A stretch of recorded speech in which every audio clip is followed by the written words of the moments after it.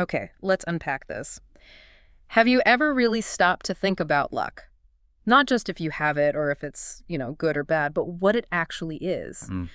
Today, we're taking a deep dive into a fascinating collection of sources. I mean, everything from really rigorous philosophical papers and psychological studies to lively online discussions, even ancient texts. Yeah, quite a mix. And they're all grappling with this one big question. What is luck, really? Is it purely random chance, or is there something, I don't know, deeper, something more structured, maybe? Or maybe something we can influence. Exactly. Or is it truly entirely beyond our grasp? It's a fantastic question, and what's really fascinating here is just how diverse the perspectives on luck truly are. We're not just talking about, like, superstitions or wishful thinking here. Right. We're moving from, super precise philosophical definitions to deeply personal experiences and these long-held cultural beliefs. Our mission today is to sift through these incredible layers, pull out the most impactful insights, and give you a really comprehensive understanding of what thinkers across different fields are saying about luck, Okay. why it matters, and crucially, how it might fundamentally impact your own perception of the world around you. Get ready for some serious aha moments, Yeah. because this concept, it's way richer than most of us realize. I believe it. So when we casually say someone is lucky, what do we typically mean? Wow, you're so lucky you found that parking spot. Or maybe, ugh, I'm so unlucky I missed my flight. Yeah, those everyday examples. Our sources offer some really insightful starting points here, helping us distinguish luck from other related ideas that, honestly, in everyday conversation, we often just kind of lump together. Oh, absolutely. It turns out it's far more complex, more nuanced than you might think at first glance. Totally. And to really get a grip on the concept, it's actually helpful to start with a definition that gets cited a lot from the philosopher Nicholas Risher. Okay. He laid out these 3 essential conditions for an event to be genuinely considered lucky. Okay, 3 conditions. Yeah. So first, there needs to be a beneficiary or a maleficiary. That just means, simply put, someone has to be affected by the event. It's not just some random thing happening out there. It has to happen to a person or maybe a group of people. Right, it needs a target, so to speak. Exactly. Second, the development itself must be benign or malign from that individual standpoint. In other words, it has to be significant to them. It's either positive, like winning the lottery, The dream.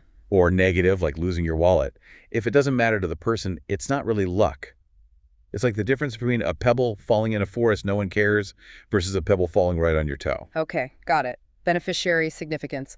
What's the third one? And the third condition, which is often the trickiest, honestly, and the most crucial, is that the event must be fortuitous. Fortuitous. Okay, what does that mean exactly? It means it came about by accident. It was unexpected, chancy, unforeseeable. Risher says it lies outside the horizon of effective foreseeability.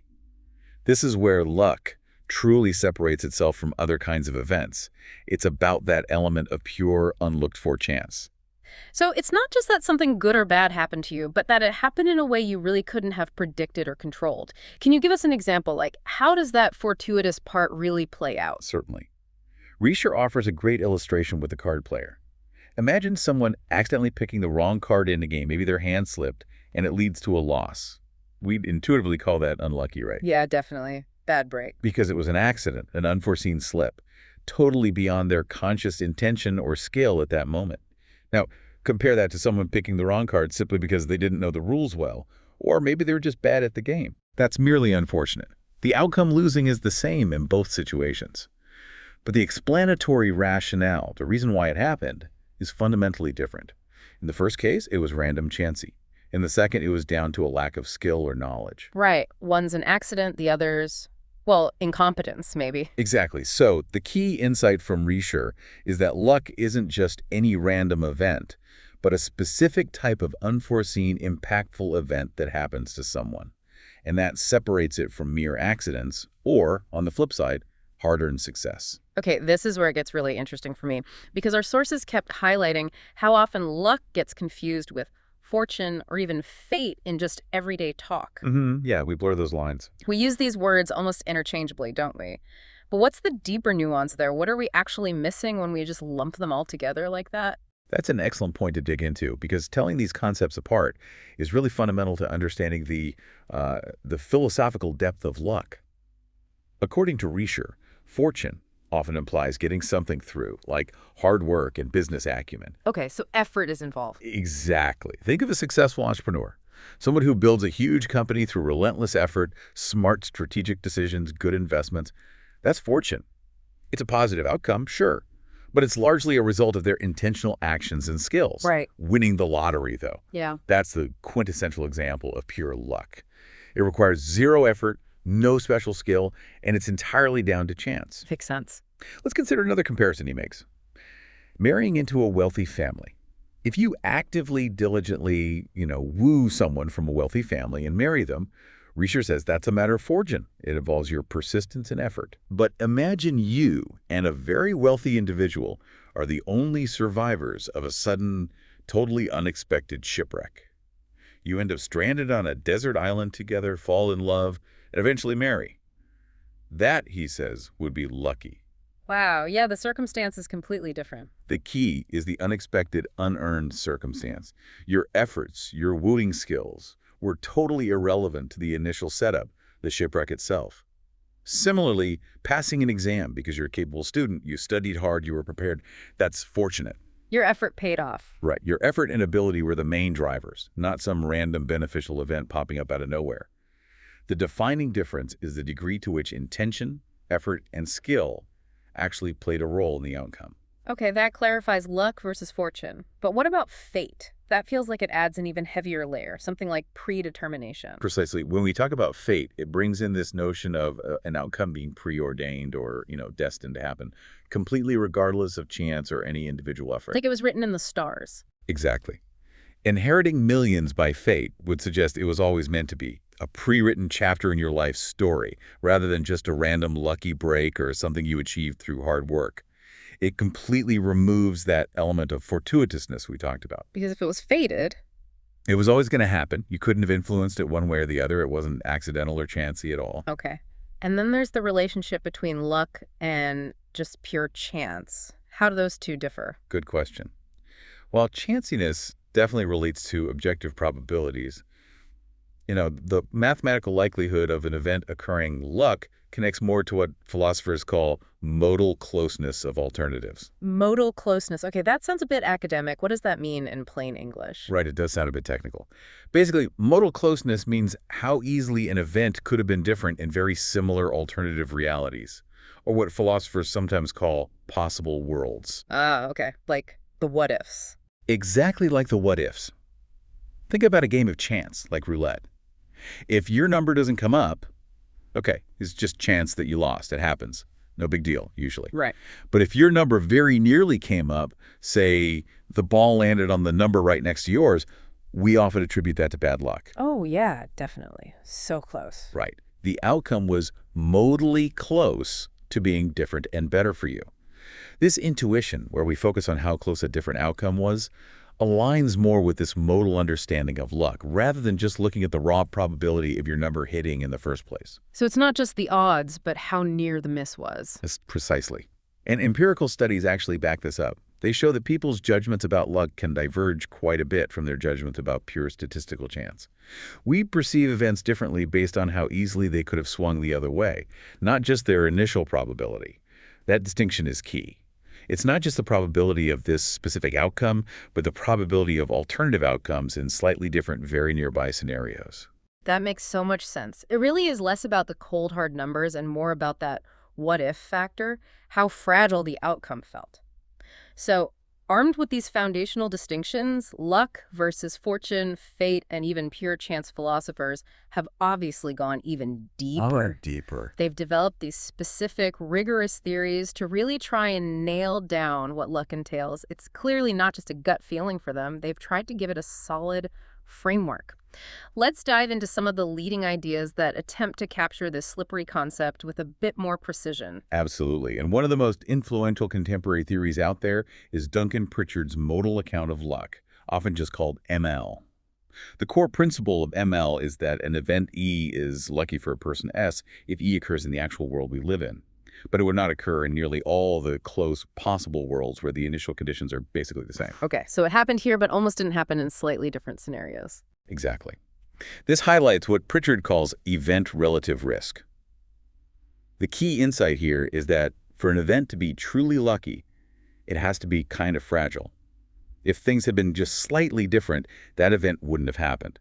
It's not just about how rare something is overall, but about how easily it could have not happened in that specific context. Fragile. I like that word for it. Can we unpack that with an example? Maybe that lazy Luke one from the sources? Yes, the lazy Luke example is perfect for illustrating Pritchard's idea. So imagine this guy, Lazy Luke. He applies for a whole bunch of jobs, but, and this is key, he intentionally sabotages his chances. He wants to fail. Pretty much. He uploads the worst possible CV he can create.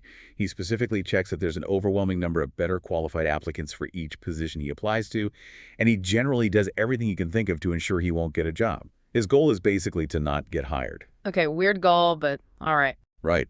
But then, against all his intentional efforts to fail, he inexplicably ends up getting this really coveted job at a place called Microcorp. Why? Because some freak data interference, completely unforeseen, accidentally transforms his awful CV into an excellent one just as it's processed. Wow, okay, so he failed at failing. He did. Now, consider this from the perspective of probability versus this modal closeness idea. The overall probability of Luke getting a job, any job, given that he applied for so many, might technically look high if you just counted the sheer volume of applications. Right, throwing enough darts. Exactly. But according to Pritchard's modal account, the specific event of him getting that microcord job is profoundly lucky. Why? Because in nearly all close possible worlds, that is, in almost all scenarios that are only slightly different from our actual reality, the specific data interference doesn't happen. And consequently, he doesn't get that specific job. His deliberate actions, submitting a terrible CV, applying the super competitive roles, effectively prevent those possible worlds where Luke would get a job without some kind of glitch from being close or easily accessible scenarios. Ah, okay. His own actions made the normal success route very unlikely. Precisely. So even if he applied for 1,000 jobs, his getting that particular job due to that unforeseeable data glitch is lucky because that specific beneficial event was at high modal risk of not occurring.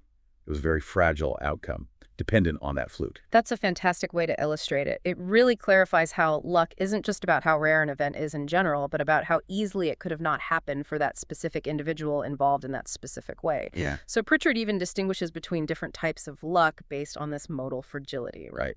Pritchard's modal account also allows for this really crucial distinction between two types of luck, what he calls A lucky and B lucky. A and B lucky. A lucky cases are what we typically think of as the paradigmatic examples of luck. Here, an event E happens, but it was at significant risk of not occurring, meaning it wouldn't happen in many, many close possible worlds. It's modally non-robust or fragile, like we said. Right. And additionally, the agent, the person S, is clearly at risk with respect to E. They lack control over it. The most straightforward example, winning a fair lottery. Classic luck. Totally. There's a very high inherent risk of losing. It's incredibly fragile that you won, and you have absolutely zero control over which numbers are drawn. That's A luck. Okay, makes sense. What about B lucky? B lucky cases are a bit more subtle, but they still intuitively feel like instances of luck. In these situations, an event E happens, and it was not at risk of not occurring, meaning it would happen in most close possible worlds. It's modally robust, almost guaranteed. However, the agent S is still at risk with respect to E because they genuinely lack control over it. Okay.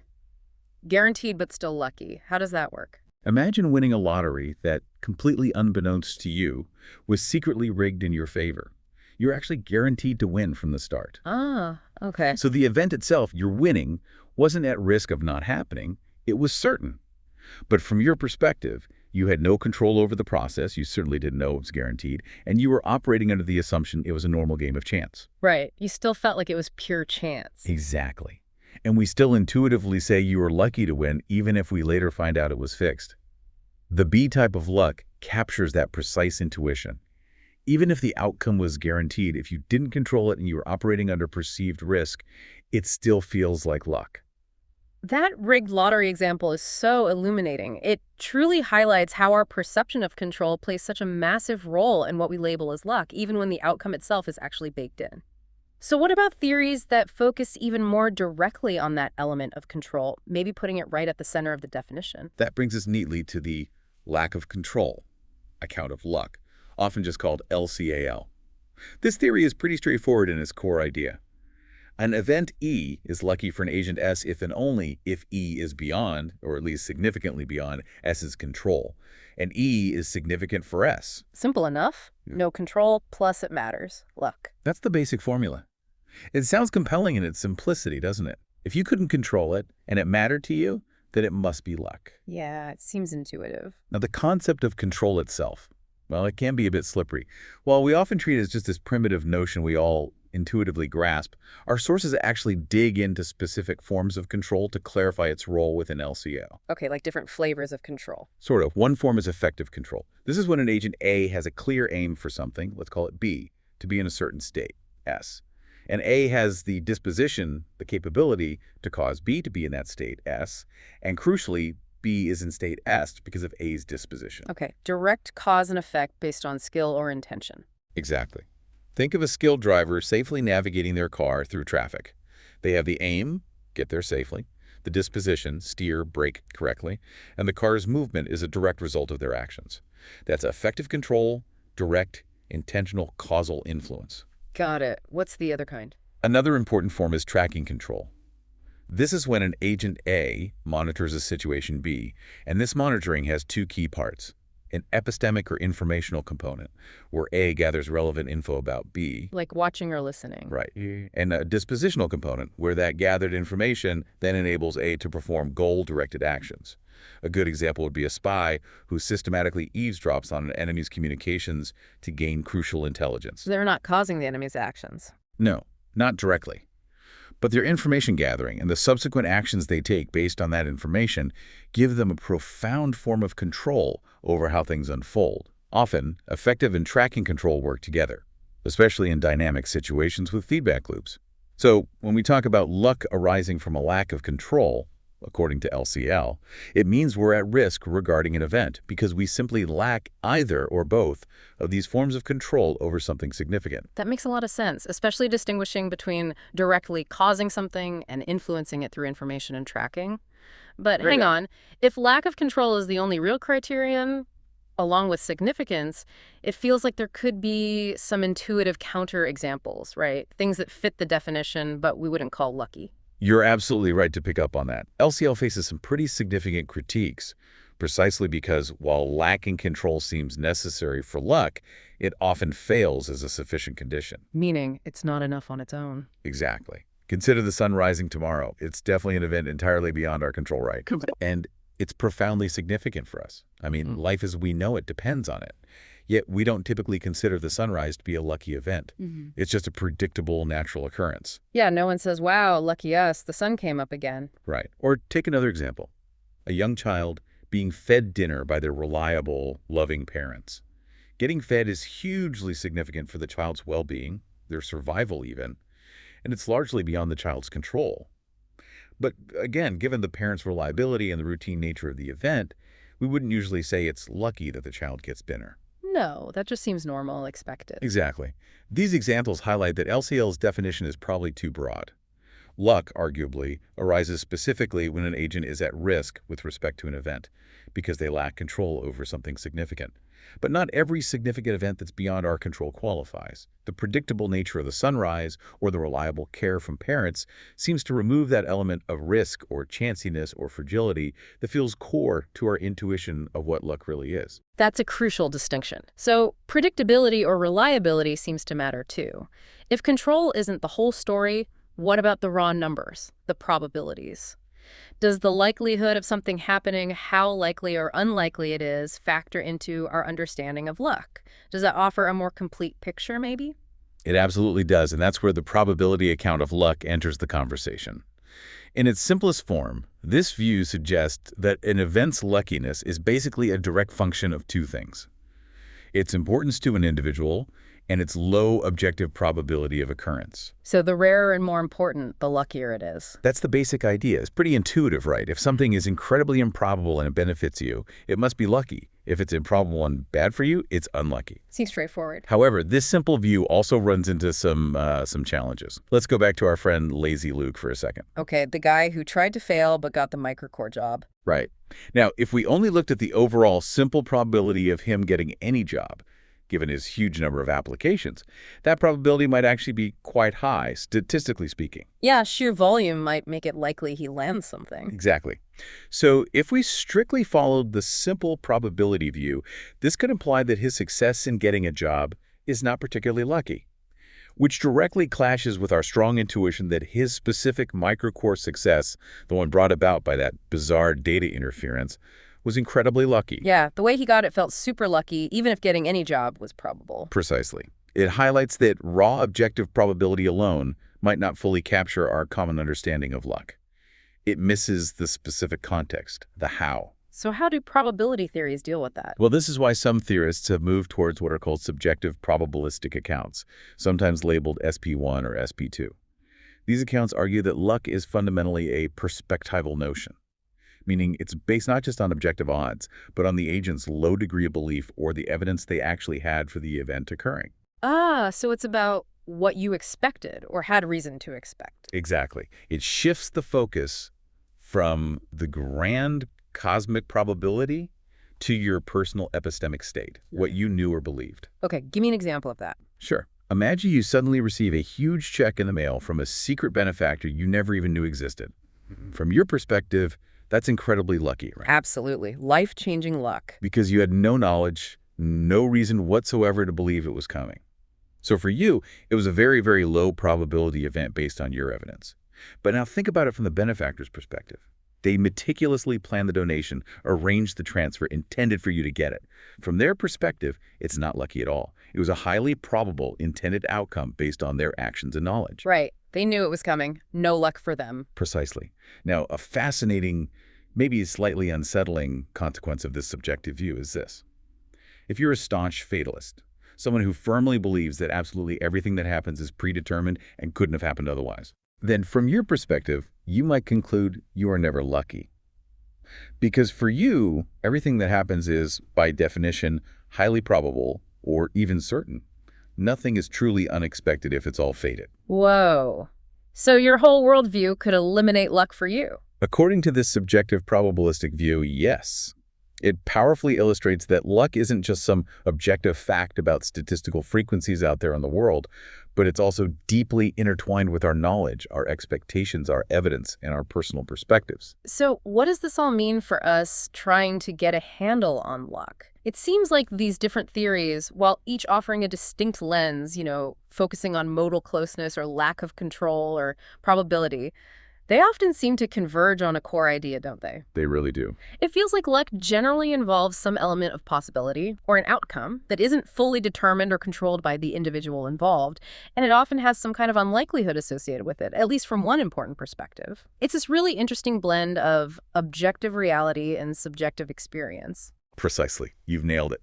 And because no single simple account seems to fully capture all of our complex intuitions about luck, especially when we consider all these nuances we've been discussing, well, many contemporary philosophical views are now moving towards hybrid accounts. Mixing and matching. Essentially, yes. Yeah. These approaches typically combine elements from the theories we've talked about.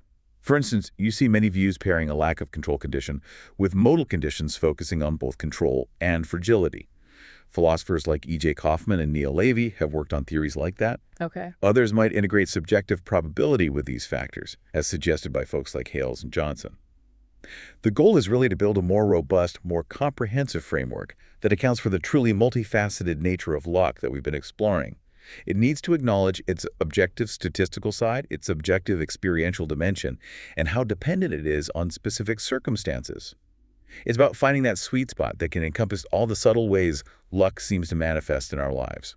Okay, beyond these sort of general overarching theories, some philosophers dive into even more specific ways we talk about luck, really refining our language. For instance, I came across this fascinating distinction between an event simply being lucky for you versus it being a stroke of luck. Ah, yes, Kaufman's work again. It feels like maybe a subtle linguistic thing, but it sounds like it could actually refine our understanding of how we categorize these chance occurrences. What's the deal there? It is indeed a fascinating distinction, and E.J. Kaufman's strokes account, as you mentioned, argues that the notion of an event being a stroke of luck is actually more fundamental, perhaps more primary, than just saying an event was lucky for someone. More fundamental. How so? He suggests that a stroke of luck is the core analytical target because it speaks more directly to the objective reality, the nature of the event itself, independent of necessarily being good or bad for a specific person in a significant way. Okay, so stroke of luck is about the event. Lucky for is about the person's relation to it. That's a good way to put it initially. To illustrate this, let's use that famous African expedition example, which comes originally from philosopher John Riggs, but Kaufman uses it too. Imagine two explorers, Smith and Jones, out in Africa. They get captured by a remote tribe that, according to their customs, plans to sacrifice them on the upcoming autumnal equinox. Uh-oh. Bad situation. Very bad. But just as the tribesmen approach to carry out the ritual, boom, a total solar eclipse occurs. The tribe, interpreting this dramatic celestial event as a sign maybe their gods are angry, maybe it's a bad omen, they promptly release the captives. Phew. Saved by the eclipse. Exactly. Now Smith, terrified, but obviously incredibly relieved, exclaims, "That solar eclipse was an amazing stroke of good luck." Makes sense, right? Totally. Seems like a textbook stroke of luck. But Jones, who's been cool and collected the whole time, replies, "Don't be absurd. There's nothing lucky about it at all. I knew all along that these people would likely try to sacrifice us on the equinox, but I also knew there was a total eclipse due on that very day, at that exact time, and that this particular tribe, given their specific beliefs, would almost certainly react by letting us go. Did you really think I would be stupid enough to fall into such a situation without having a plan to extricate myself?" Whoa. Jones knew all along. He claims he did. Now let's analyze this. For Smith, it was undeniably a stroke of good luck because he lacked that crucial information about the eclipse and the tribe's specific customs. To him, the event seemed entirely fortuitous, completely unexpected, a truly random intervention saving his life. Right. Pure chance from his viewpoint. But for Jones, assuming he's telling the truth, and had full information about both the astronomical event and the tribal beliefs, it was not lucky. Because for him, it was foreseeable and, in a sense, guaranteed by his prior knowledge and perhaps his planning, or lack of needing to plan beyond knowing. This really highlights that crucial interplay between the objective and subjective nature of luck.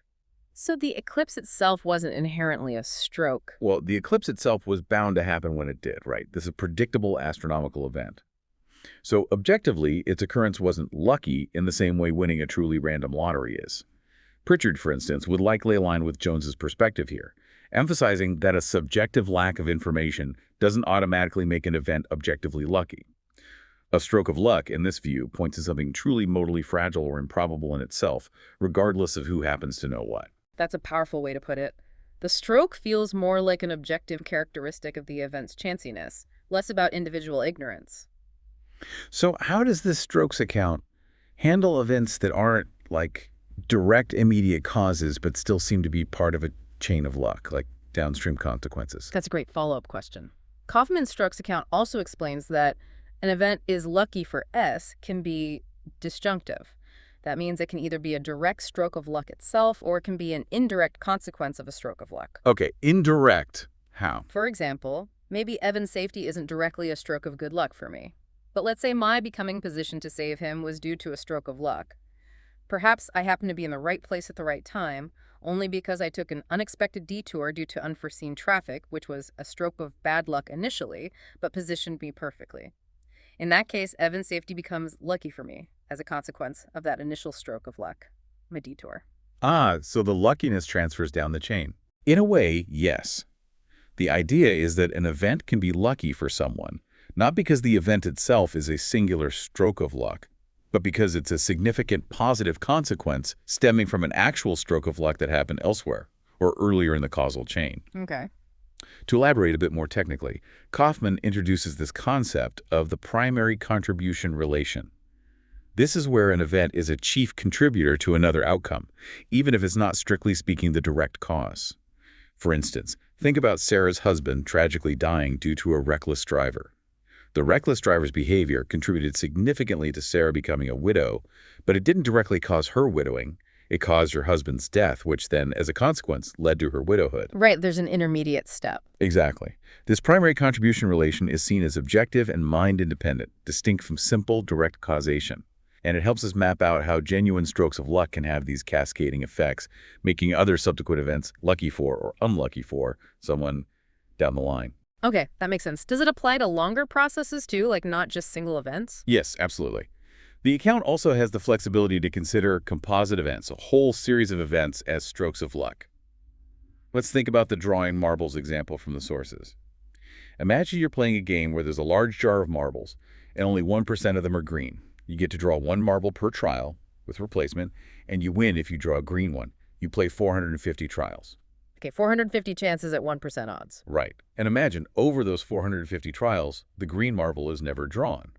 You are, objectively speaking, pretty unlucky that it was never drawn across all those attempts, right? Yeah, that feels unlucky overall. But now think about each individual trial.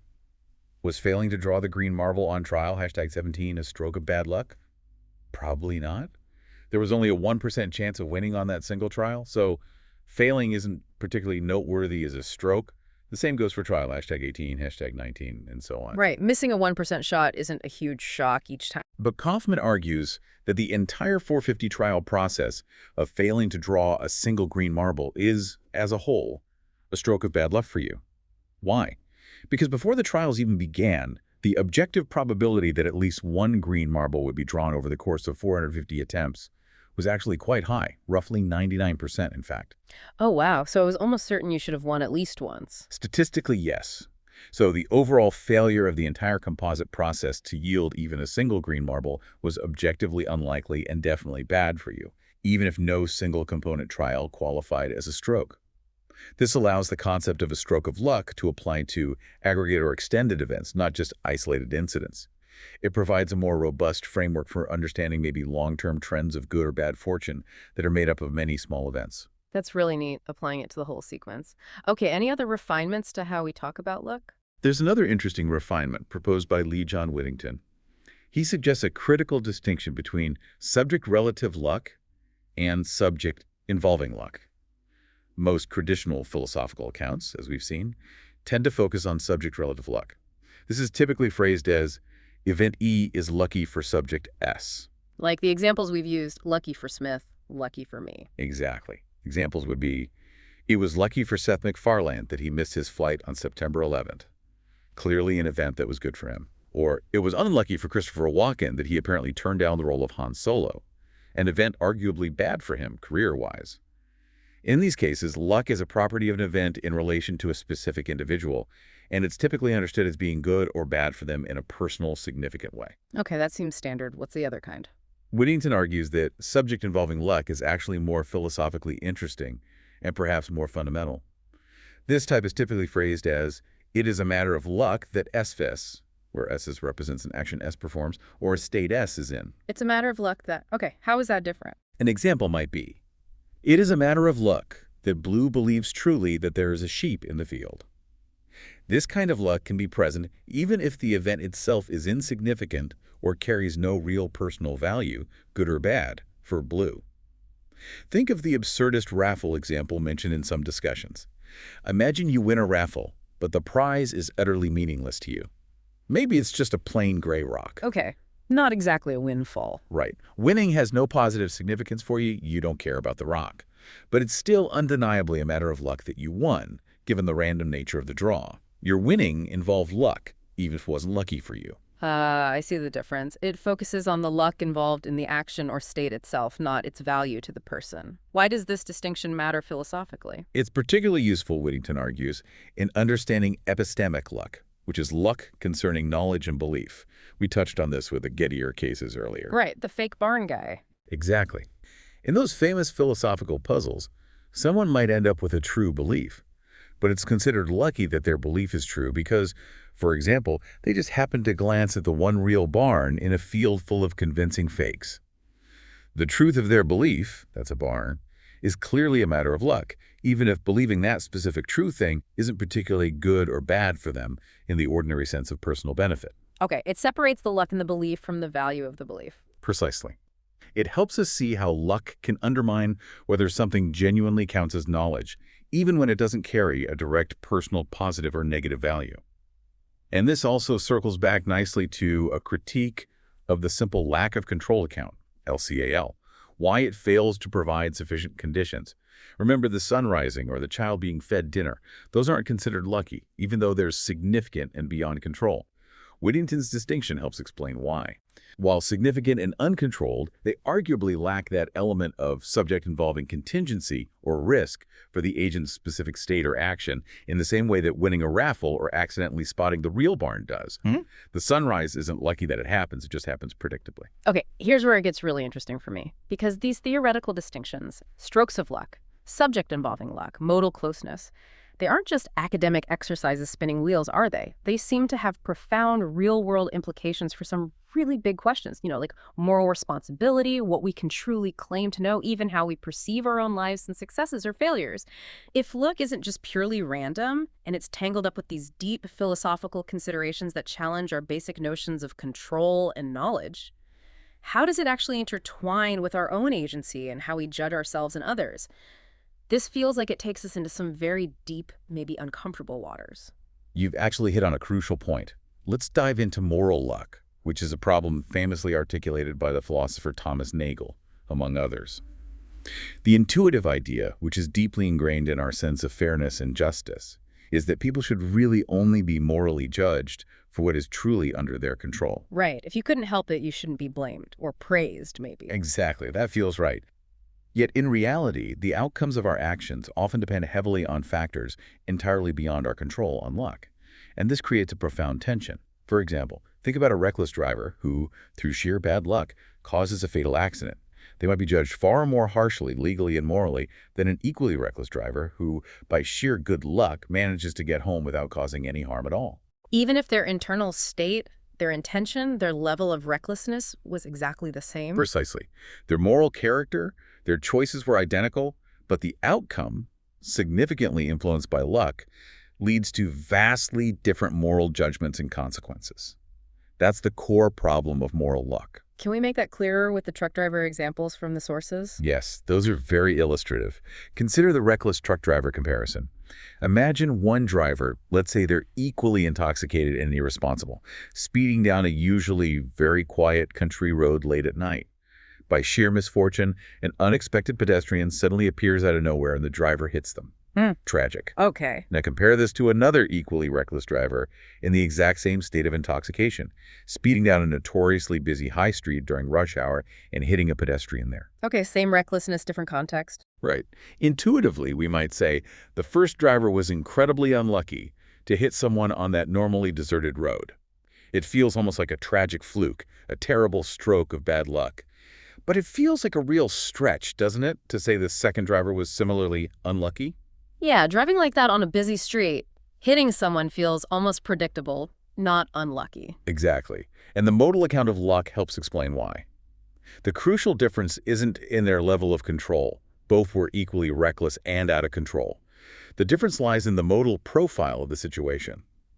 On the quiet road, a pedestrian being there was modally far off, meaning, in most nearby possible worlds, no pedestrian would have been there at that exact moment. But on the busy street, pedestrians were modally close. In most nearby possible worlds, a pedestrian would be there given the time and place. So the tragic outcome on the busy street, while still awful, wasn't lucky in the same way because the risk of failure of hitting someone wasn't modally distant. It was an inherent high probability risk of that specific situation. So the luck depends on how likely the bad outcome was in that specific context. Precisely. But the problem gets even more complex, maybe even disturbing, with the sadistic truck driver example. Imagine a reckless driver hits a pedestrian. They didn't intend to hit them. It was due to recklessness. But let's say this driver has a deeply sadistic nature, and they find unexpected pleasure in the incident after it happens. Oh, that's dark. It is. Now, if we were to strictly follow a simplistic, agent-interest-based lack of control, account of luck, LCAL. Remember, luck is lacking control over something significant to you. It might bizarrely suggest this was actually good luck for the sadistic driver, because the outcome, hitting the pedestrian, accidentally satisfied his perverse interest or desire. Wait, but that sounds completely wrong morally. It absolutely does. Intuitively, from a moral standpoint, the driver has been subject to immense moral bad luck by causing harm and taking a life, regardless of whatever twisted internal gratification he might have felt. This example really highlights a profound flaw in relying solely on agent interest-based views when we're assessing moral luck. Our moral judgment of the event, its wrongness, shouldn't be contingent on the perpetrator's subjective pleasure or satisfaction. The objective outcome of causing harm is morally significant, independent of how the agent happens to feel about it afterwards. Okay, that really shows the limits of just looking at personal benefit. How does luck tie into the whole free will debate? That seems like another huge area. It absolutely does, and it gets tangled up in these thorny philosophical thought experiments known as Frankfurt-style cases, FSCs. These were developed by philosopher Harry Frankfurt. Typically, they present a scenario where an agent performs an action, let's say, deciding to do something morally wrong, like voting a certain way. Crucially, lurking in the background, there's a counterfactual intervener. The classic example is a neuroscientist named Black, who would have forced the agent to perform that exact action, vote that way, if the agent had shown even the slightest inclination to do otherwise. However, in the actual world, Black does absolutely nothing, because the agent decides to vote that way entirely on their own, by their own choice. So Black is like a backup controller who never actually intervenes. Exactly. Now, the traditional intuition many people have about FSCs is that the agent is still morally responsible for their action, their vote, even though, because of Black's presence, they technically couldn't have done otherwise. This intuition was historically used to argue that having genuine alternative possibilities, the ability to actually choose differently, is actually irrelevant to moral responsibility. You can be responsible even if you couldn't have chosen differently, as long as you acted from your own reasons. That's a big claim against the importance of alternative choices. It is. However, philosopher Neil Levy offers a really compelling counter-argument that brings luck right back into the picture. He suggests that even if the intervener Black is causally inert in the actual world, he does nothing. His presence does eliminate what Levy calls counterfactual error. Counterfactual error. Yeah, think about it in a modified version of the fake barn case. Imagine Black is monitoring Daphne as she looks at barns. Black wants her to believe she sees a real barn. If Daphne happens to look at the one real barn, Black does nothing. But in any nearby possible world where she might have looked at a fake barn and formed a false belief, Black instantly eliminates that fake barn, ensuring her belief remains true. Levy argues that if interveners like Black can eliminate such counterfactual possibilities, the possibility of error, or in the original case, the possibility of choosing otherwise, then alternative possibilities are indeed relevant to moral responsibility, just maybe in a modal way. So Black's presence does change the possibility landscape, even if he doesn't act. That's Levy's argument. It casts doubt on the traditional FSC verdict that agents can be morally responsible despite truly lacking alternative possibilities.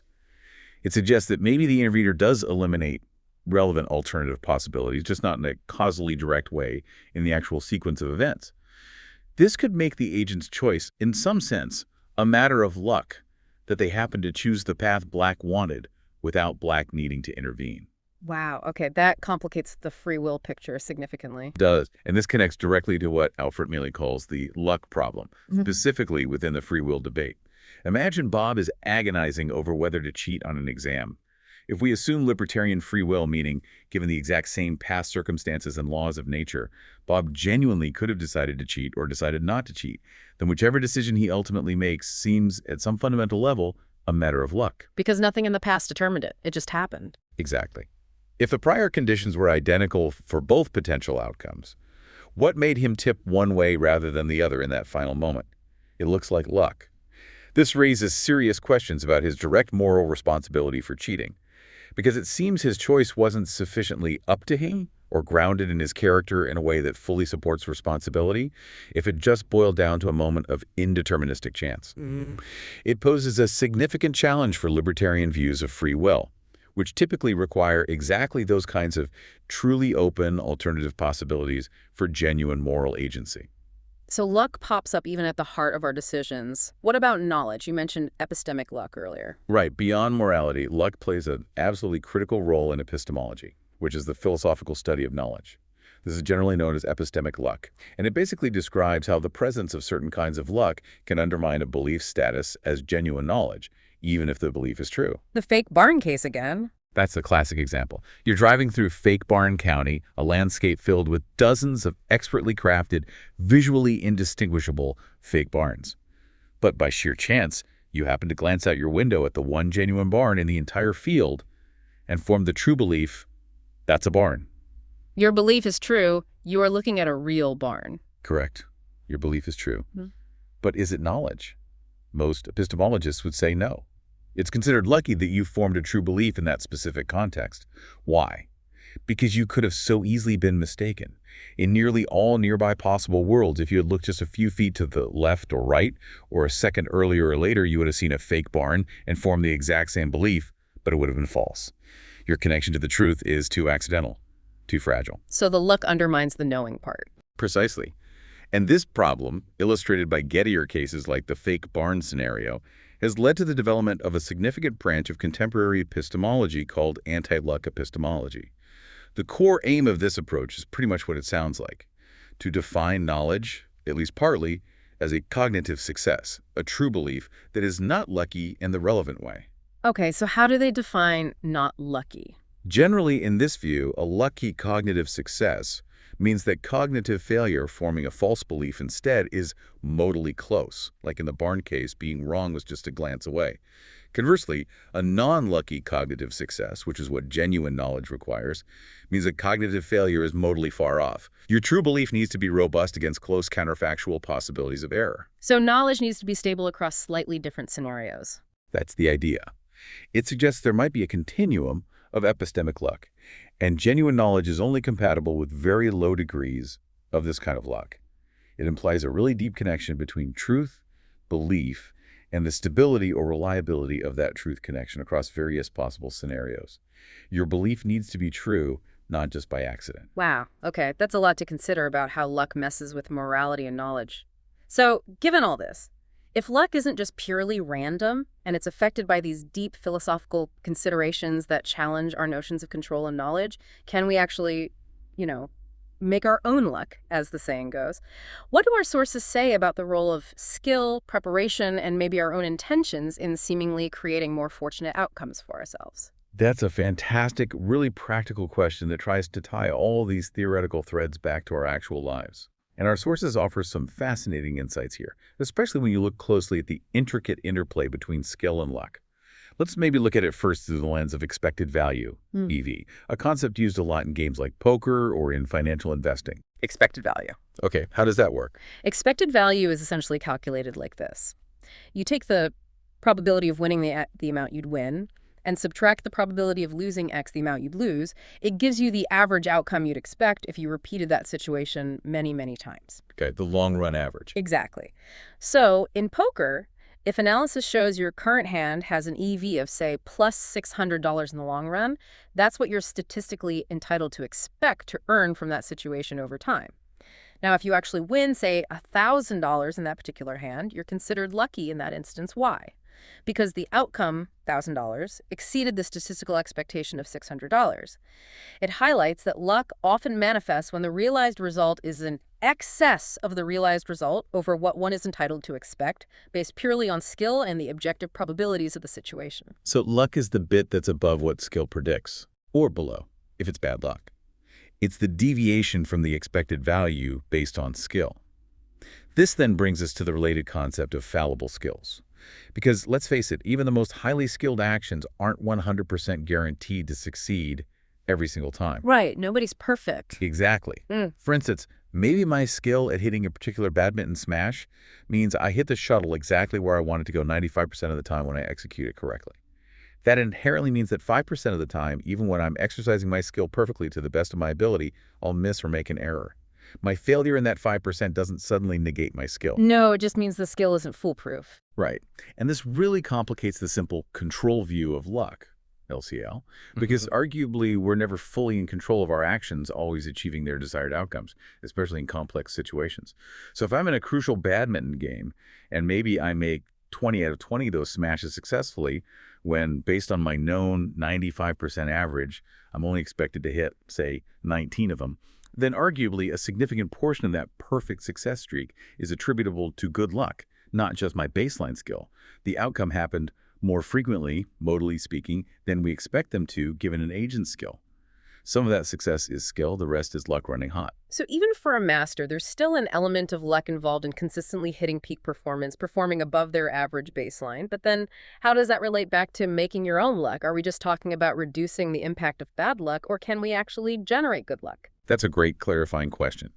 And the idea of making your own luck isn't entirely dismissed by these philosophical accounts, but maybe it needs reframing. Our sources suggest it is possible, in a sense, to stack your luck, or perhaps more accurately, to strategically position yourself to minimize the impact of bad luck and maximize the potential upside of good luck when it strikes. Okay, positioning yourself. How? This ties into what we could call strategic luck. Consider the poker example again, with two players, Bonnie and Annie. Let's say Annie, maybe she's a bit impulsive, goes all in early in a tournament on a classic coin flip hand, a situation where her chances of winning are roughly 50-50 against her opponent. She loses the flip, she's clearly unlucky in that moment, and she's out of the tournament. Yeah, bad beat. Now consider Bonnie. She's a much more skilled strategic player. She also encounters coin flip situations during the tournament, and maybe she wins one, making her technically lucky in that specific instance. But here's the crucial difference. Bonnie, through her superior skill in managing her chip stack and navigating the tournament structure, manages things so that she only gets into these high-variance 50-50 coin flip situations when the amount of chips at stake, the pot, is relatively small compared to her total stack, say, only 10% of her chips. Ah, so if she loses the flip, it doesn't cripple her. Exactly. Even if she's unlucky on that particular coin flip and loses, she won't be eliminated from the tournament. She lives to play another hand. Her skill hasn't changed the 50-50 odds of the flip itself, but it has drastically reduced the impact of potential bad luck in that situation. She's strategically mitigated the downside risk of highly chancy situations. That is a powerful form of making your own luck, strategically positioning oneself to minimize negative outcomes from random chance, or ensuring that when positive chance does strike, you're in position to capitalize fully because you've managed the risks well. That makes so much sense. It's less about controlling the coin flip, more about controlling the stakes of the coin flip. Precisely. And this concept resonates really deeply with Louis Pasteur's famous quote, "Chance favors only the prepared mind." It suggests that opportunities, potential strokes of good luck might be constantly floating around, ubiquitous in the world, but only the prepared are truly ready to notice them, recognize their value, and take advantage when they appear. So preparation is key. What does that involve? It seems to involve a really multifaceted approach. Things like cultivating an optimistic mindset that's genuinely open to possibility rather than assuming failure, understanding basic statistics and probabilities so you can make more informed decisions about risks and opportunities, being genuinely open to trying new experiences, meeting new people, actively seeking mentorship and knowledge about potential opportunities in your field or life. You have to put yourself in the path of potential luck. It's about increasing your surface area for luck to strike. That's a great way to put it. And the example from our source is about someone supposedly gaming poetry awards by using an East Asian pen name. Well, it illustrates a perhaps cynical but arguably effective form of making luck by leveraging an understanding of specific in-group dynamics and perceived opportunities within a particular system. It's about putting yourself in a position where, when chance does present itself, you are ready and equipped to recognize it and capitalize on it.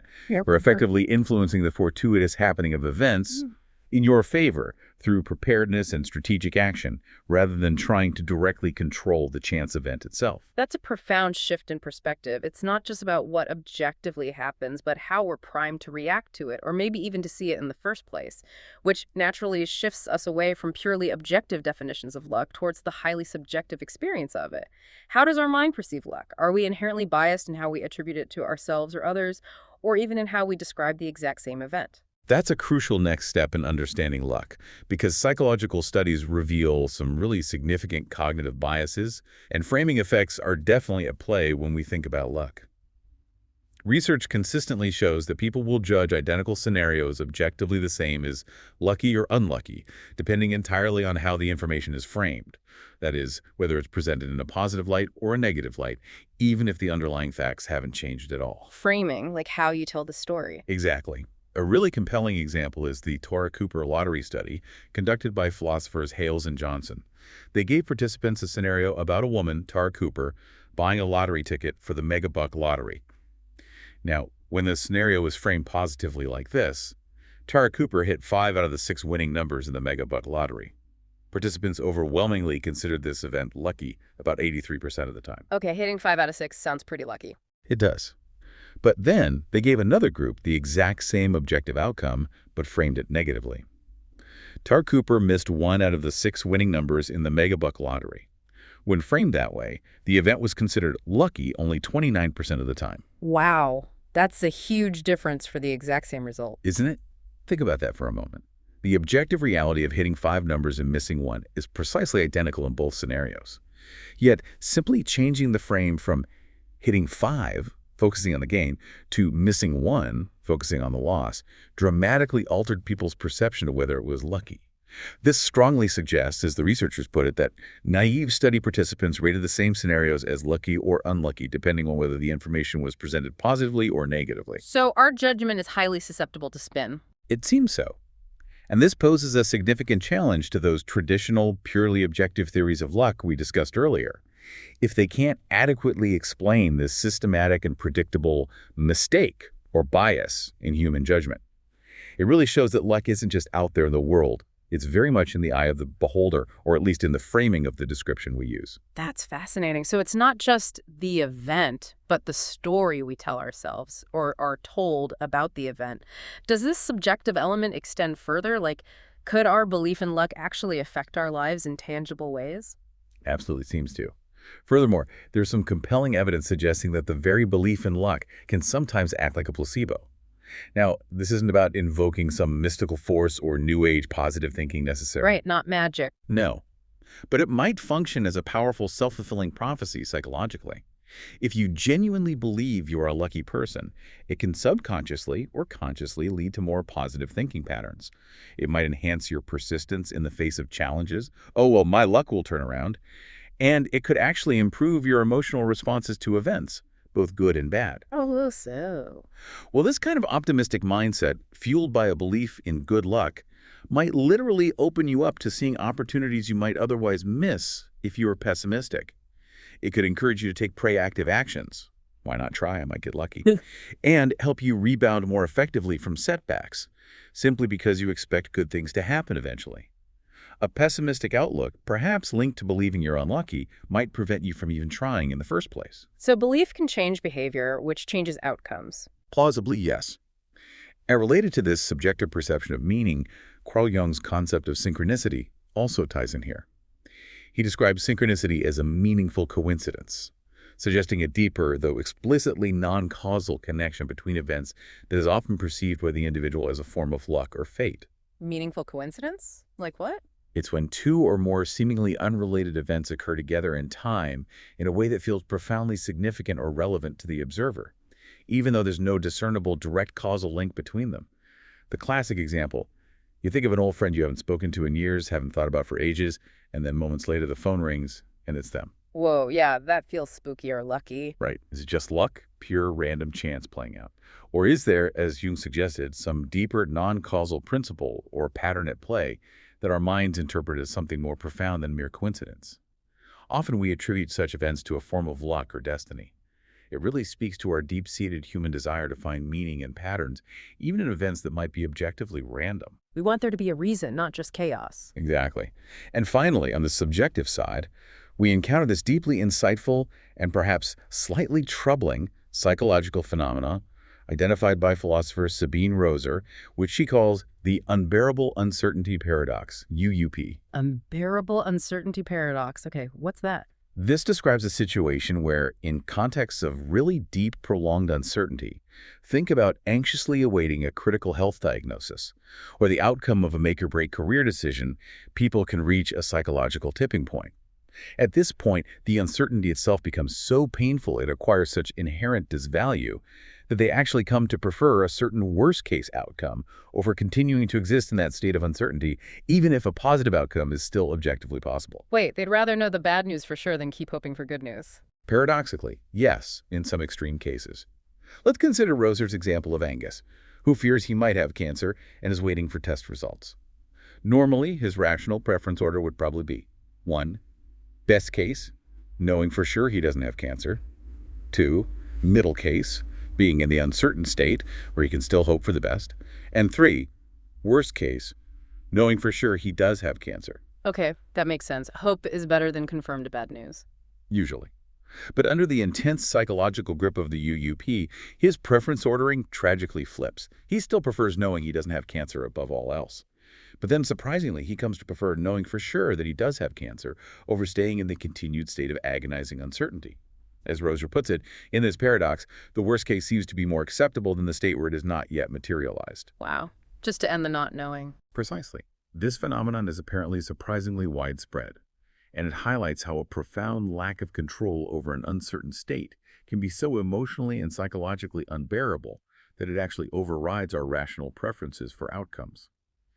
It can drive individuals to try and regain control by seeking definitive answers, even if those answers are negative, or sometimes by withdrawing entirely from the situation, like refusing further tests, even if doing so ultimately violates their own higher order, more considered preferences for achieving the best possible outcome.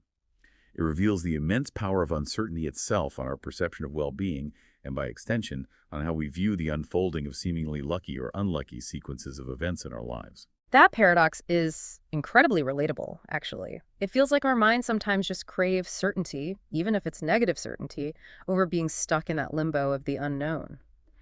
Our understanding of luck, it's clearly not new at all. This is a concept humans have been grappling with for millennia, right across the globe. How have different philosophies and cultures tried to make sense of it, reflecting their unique worldviews and values throughout history? That's a great transition because the concept of luck truly does have ancient roots, and it's been interpreted through countless different cultural and philosophical lenses. In philosophies like Stoicism and Taoism, for example, there's a very strong shared emphasis on rigorously distinguishing what is within one's control, which they generally saw as our reactions, our attitudes, our judgments, our internal will from what is not within our control, namely external events and circumstances. Focus on the internal. Exactly. The Stoic perspective, which often gets summarized by sayings like, "you make your own luck," isn't really about magically manipulating external chance events.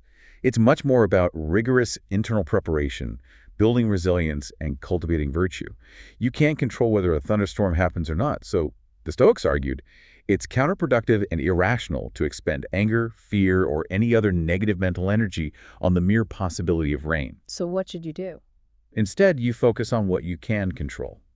You keep an umbrella and maybe sunglasses in your bag, ready for either eventuality, and you train yourself to take things as they come, accepting external events with equanimity. You focus your energy only on what you can influence, your response, your judgment, your actions. This perspective fundamentally shifts the locus of luck from being about external events happening to you to being about your internal fortitude and how you respond. Okay, and Taoism has a similar vibe. Very much so, often illustrated by the classic Taoist parable of Sai Wang and his horse. It beautifully captures this wait-and-see attitude towards apparently random events. The story goes, there's this humble old farmer, Sai Wang, living near the frontier. One day, his only horse runs away. His neighbors all come over to express deep sympathy for his obvious bad luck. But Sai Wang just calmly asks them, how can we know it is not actually a good thing? Interesting response. A few months later, to everyone's astonishment, the horse returns, and it brings with it another magnificent wild horse. The neighbors rush back, congratulating him profusely on his incredible good fortune, and he replies again, how could we know it is not actually a bad thing for me? Oh boy, where is this going? Well, soon after, his son, who's a keen rider, tries to break in the new wild horse. He gets violently thrown off and breaks his leg quite badly. The neighbors, predictably, flock back again, offering condolences for this terrible turn of bad luck. But the old man just asks yet again, how can we know it is not actually a good thing for me? There must be a payoff. There is. A year passes, and the emperor's army comes through the region, conscripting all able-bodied young men to fight in a brutal, almost certainly fatal war on the distant frontier.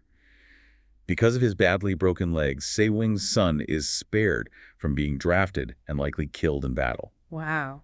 So the broken leg saved him. Exactly. This poignant little parable exemplifies the Taoist idea that the ultimate value, the true luckiness or unluckiness of seemingly random events, is often completely unknowable in the moment, because one outcome just cascades into another in unpredictable ways. It powerfully reinforces that Stoic emphasis on accepting what is beyond your immediate control and focusing instead on preparing internally for all eventualities. It really distills that idea we heard earlier. Luck is when preparation meets opportunity. You don't control the horse running away or returning, but you control your reaction and readiness. That's a great story. What about ancient Greek philosophy? Did Aristotle think about luck? Well, absolutely.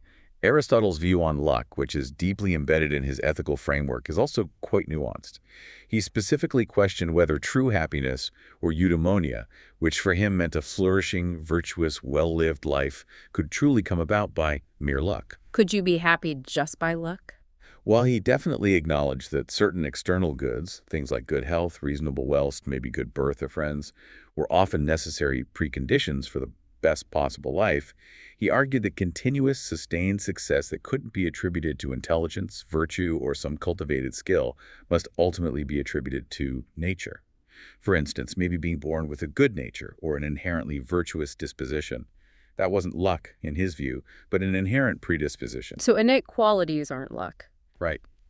However, he did acknowledge that unexpected good fortune could certainly result from what he called incidental causes, things that happen by chance while you're actually aiming at other ends, you stumble upon treasure while digging a well, that sort of thing. Ultimately, for Aristotle, luck is not the sole cause of everything good or bad in life, but it is a genuine cause of some things. He is careful to distinguish it from an overarching fate or an inherent natural order that dictates all outcomes. Luck exists as a force, in his view, but perhaps a more limited one, primarily affecting particular unexpected events rather than dictating the entire course or quality of a flourishing life, which depended more on virtue and reason. Okay, so even Aristotle gave luck some role. What about religious perspectives? How do they typically handle the idea of luck versus, say, divine will? Religious perspectives offer yet another fascinating layer, often integrating the concept of luck, or perhaps subsuming it into a larger divine order or plan. In the major Abrahamic religions, Judaism, Christianity, Islam, for instance, there's generally a strong emphasis on God's ultimate control, sovereignty, and providence over future events. Consequently, the idea of relying on impersonal luck or fortune is often viewed quite critically. Like it competes with trusting God. Exactly. You find texts, like in Isaiah 65:1-12 in the Hebrew Bible, that explicitly criticize people for setting a table for fortune or filling cups of mixed wine for destiny. The implication is that relying on mere luck or an impersonal fate is seen as a rejection of trusting in divine planning and control. Instead, good outcomes are often attributed to divine blessing, grace, or reward for faithfulness, while negative ones might be seen as divine judgment, testing, or consequence, rather than purely random chance. So luck gets reinterpreted through a divine lens. Often, yes. Now, shifting east, in Indian philosophy, particularly within Vedic and related traditions, the concept often translated as fate or destiny, daivam, is actually quite distinct from Western notions of arbitrary luck or blind fate. Daivam often refers more specifically to the cosmic wheel of action, or sharagati. This is conceived as a perfect, impersonal accounting system reflecting the consequences of all past and present actions, including those accumulated from previous lives according to the doctrine of karma. So it's not random, it's cosmic justice. In a sense, yes. It isn't seen as random chance, but as an intricate, self-regulating system of cause and effect playing out over vast timescales. It inherently critiques the idea of an individual being the only hero or sole author of their own achievements or failures, suggesting instead that all outcomes are intricately linked to this vast, complex web of actions and their inescapable consequences, rather than being due to random chance or a whimsical stroke of fortune. There's a profound underlying order, even if it's far beyond individual comprehension or control. That's a very different way of seeing it. Any other cultural takes? Well, finally, it's worth noting that in many traditional African practices, including traditions sometimes broadly categorized as voodoo or hoodoo, there's often a strong cultural belief that luck is not just an abstract force or a matter of individual mindset, but something that can be actively influenced, for good or ill, by third parties. Like magic or curses. Yes, practices involving shamans, spiritual practitioners, healers, or conversely, those believed to wield malevolent power like witches often center on the idea of manipulating or altering an individual's luck or fortune. This adds a powerful social and interpersonal dimension to the understanding of luck, where it's not just out there or in your head, but something that can be deliberately channeled, blocked, stolen, or bestowed by others within the community, often through ritual or spiritual means. This belief system can understandably lead to both profound respect for those seen as having power over luck and sometimes a pervasive fear of falling victim to negative spiritual influences affecting one's fortune. It shapes daily interactions and decisions around managing and protecting one's perceived luck in a very tangible social way. So as we've really journeyed through all this, it's crystal clear that luck is far, far from being a simple, easily defined concept, isn't it? Not at all. It's incredibly layered. It really is. It's this rich, complex tapestry woven together from threads of objective probabilities, how fragile an outcome is across different possible realities, that modal stuff, our own subjective perception and sense of control, and these deeply ingrained cultural and philosophical beliefs we inherit and develop. It's really not just a matter of good or bad things happening randomly. It's about how they happen, maybe why they happen, and crucially, how we interpret them within our own unique frameworks of understanding, whether those frameworks are primarily philosophical, psychological, cultural, or spiritual. This deep dive has truly shown us that understanding luck means looking way beyond just the surface level. It's really about recognizing this subtle, intricate interplay between pure chance, our own cultivated skill and preparation, the external circumstances we find ourselves in, and maybe even our own mindset and how we choose to frame the events that unfold. You listening are now definitely equipped with a much more nuanced perspective that goes far beyond simply throwing up your hands and saying, oh, that was lucky, or Yeah. sigh, I'm just unlucky. It feels like a powerful shift in understanding, doesn't it? It really does. So, thinking about all this complexity, what does this all mean for you as you navigate your own life with all its uncertainties and unexpected turns? Well, given everything we've explored today, if it's true that the belief in luck can genuinely act sometimes like a placebo, subtly enhancing our positive thinking, maybe improving our resilience and responses to events, and if we can, in a very real sense, learn to stack our luck through diligent preparation, staying open, and actively seizing opportunities when they arise, this raises a really important, maybe quite personal question for each of us to ponder. In a world where the objective definitions of luck can be so complex, so elusive, maybe even paradoxical, how does our belief in luck, our personal narrative about it, our expectation of it, how we frame it ultimately shape our reality and our capacity to navigate the fortuitous happening of events that life inevitably throws our way? Perhaps in the end, the most profound insight isn't really about definitively answering whether luck exists as some kind of mystical external force.